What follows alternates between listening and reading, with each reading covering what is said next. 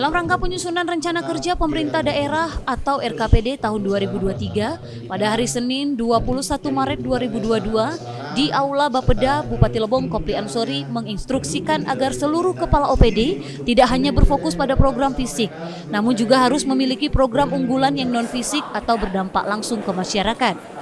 Kesempatan kali ini, Kepala Bapeda Lebong mengatakan akan mendukung penuh program Bupati Lebong untuk masyarakat Lebong bahagia dan sejahtera melalui peningkatan ekonomi masyarakat Kabupaten Lebong dalam segi MT2.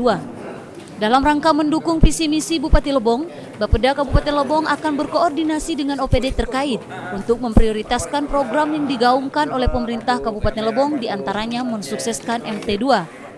Bapeda sangat berharap setiap OPD dapat mensukseskan MT2 agar kedepannya ekonomi masyarakat meningkat di samping pelayanan dasar lainnya.